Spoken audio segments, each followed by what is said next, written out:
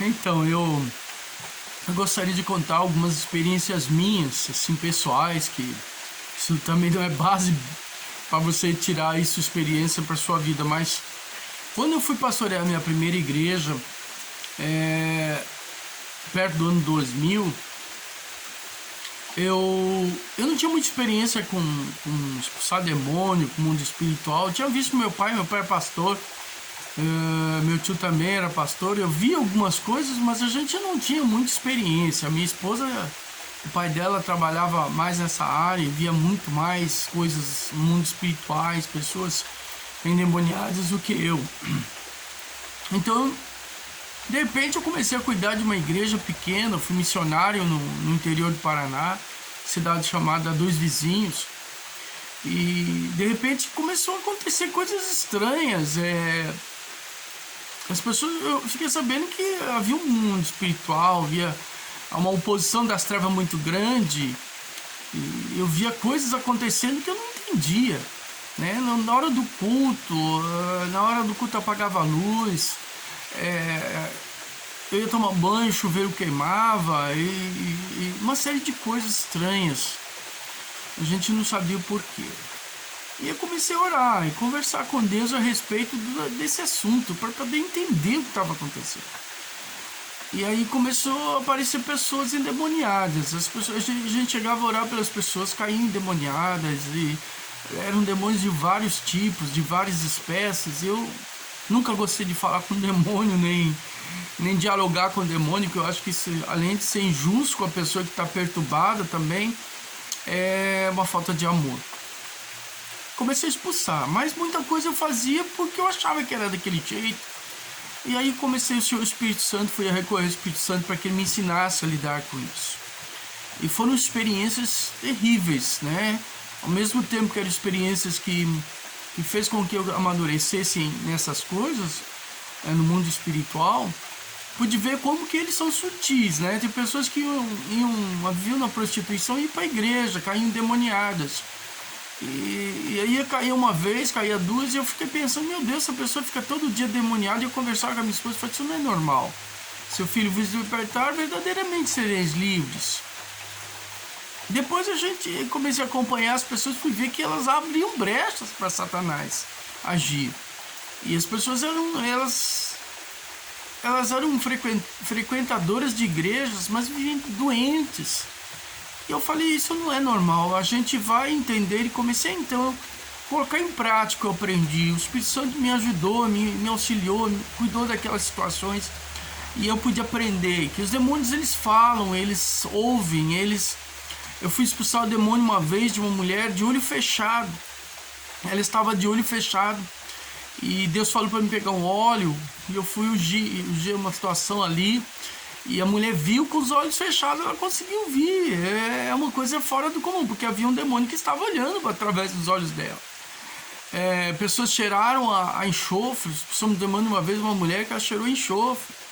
A pessoa com forças sobrenaturais de 4 homens não conseguiu segurar, homem forte, não conseguiu segurar uma menina de 1,50 m, 60 de altura, de porte pequeno.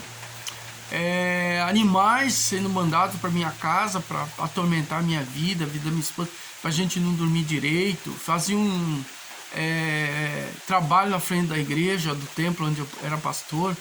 E ele foi uma escola muito grande, eu aprendi muita coisa no mundo espiritual. Um dia um pastor foi fazer um trabalho lá, uma campanha lá, como a gente sempre diz assim. Tinha 40 pessoas na frente, 39 caíram endemoniadas, é um negócio fora do comum. O que ficou era o diácono que me acompanhava todos os dias ali, uma família de pessoas. Então, a gente vê pessoas se desviarem por influência das trevas. As pessoas falavam besteira, pensavam besteiras.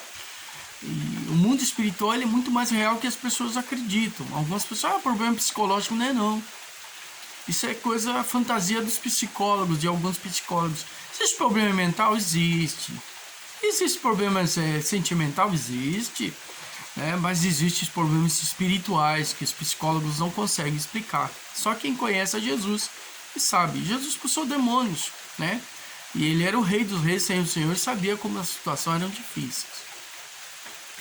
mas eles não têm poder, eles obedecem ao nome de Jesus. Nós, por mais conhecimento, como eu já disse, que a gente tenha da palavra, a gente precisa ter uma vida de intimidade com Deus, senão não vai fazer diferença. Não adianta eu querer expulsar o demônio se você não tem uma vida de santidade, e não é viver jejuando e orando. Uma vida de intimidade com Deus, saber quem é o seu Senhor. Porque quando a gente sabe quem é Deus, o diabo não tem, ele não pode vir contra você, porque ele sabe quem você está guardado, protegido. Eu vi muitas coisas, pastores que estavam sob a influência das trevas, não digo que eles eram já filhos das trevas, não, mas eles estavam sob influências. Pessoas usando de adivinhação dentro da igreja, a gente via tanta coisa, vimos pessoas sendo enganadas, porque os pastores estavam ali com meio de ganho financeiro. Sabe, irmãos, a gente vê tanta coisa, as pessoas perdem um temor de Deus ao longo dos anos. Eu fico preocupado com os profissionais da fé. As pessoas sabem subir no púlpito, pregar muito bem, ter uma boa oratória, mas não sabem que estão sendo influenciadas pelas trevas. Outra coisa, músicos endemoniados, por quê? Porque as pessoas estavam ali deixando se levar pelo pecado, saindo dali, fazer sexo com a namorada e abrir brecha para o diabo. Então, tudo isso faz a diferença. Que a igreja hoje, ela precisa saber, entender que a palavra tem um princípio. E as bases do princípio da palavra não mudam.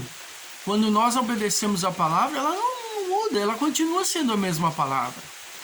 Deus, ele transforma o homem, mas o homem precisa aceitar essa transformação. A gente veio cheio de bagagens, de coisa errada, a gente veio cheio a gente gosta de filme erótico, a gente gosta de droga, a gente gosta de fazer uma série de coisas, de se divertir de maneira errada, o divertimento não é errado, mas a pessoa gosta, porque o pecado não é ruim. Se fosse ruim, ninguém pecava. Só que o pecado tem suas consequências, é o que eu estou falando. O pecado alimenta Satanás, e se nós alimentamos o diabo, com certeza ele vai cobrar. Nós tivemos uma pessoa que fez um pacto com o diabo, mas ela não foi lá e tirou o sangue dela, derramou numa cerimônia satânica, não. Simplesmente ela chegou e falou algumas coisas para um dos principados de Satanás, uns demônios, e depois ele veio em casa e disse: eu quero cobrar, porque essa pessoa aí fez pacto comigo. Às vezes a gente pensa que pacto com o diabo é algo terrível, mas o fato da pessoa se sujeitar ao pecado e estar sujeita ao inimigo ou um demônio que age por trás, ele está fazendo um pacto com o diabo. Ele pode não estar pessoalmente, mas tem alguém ali que representa o reino dele, as trevas dele, os demônios ali. Então as pessoas têm que ter ciência disso. Ah, mas eu não gosto do diabo, nem falo nele, não importa, ele está ali. E ele usa as situações para realmente dominar as pessoas. E uma das coisas que ele tem feito nesses últimos dias é a divisão entre famílias por causa de política e a divisão de famílias por causa de religião. Eu fico triste ver pessoas que aceitam a Cristo e se tornam cristãs e se dividem com seus familiares. Nem pregam mais porque se acham superiores, se esquecem de que um dia elas estavam numa situação pior que aquelas. Então, a religião, ela separa. Cristo une, mas a religião separa. Quero orar com você mais uma vez e nós vamos continuar. Eu tenho mais coisas ainda para contar. Espero que você tenha curtido. Se você gostou, se está sendo bem claro para você, passe para outras pessoas. É importante que as pessoas ouçam o vídeo. Nós precisamos ser sábios nesses últimos dias que estamos vivendo e que o nome do Senhor seja glorificado em tudo. Amém?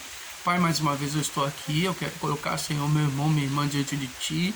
Aqui está, Senhor, esse vídeo. Eu te peço, Senhor, que aonde entrar esse vídeo, nessas pessoas que são inscritas nesse canal, elas possam realmente, Senhor, sentir a influência do Teu Espírito Santo sobre o coração, sobre a mente delas de uma forma grande. Eu te peço, assim, Deus, que Tu ajas com Teu poder e com Tua graça, Pai. E nós queremos, ó Deus, ser sábios em toda e qualquer circunstância que vivemos. Te peço aqui no nome de Jesus, eu te agradeço pela vitória de cada um, em nome de Jesus Cristo. E nós continuaremos. Amém?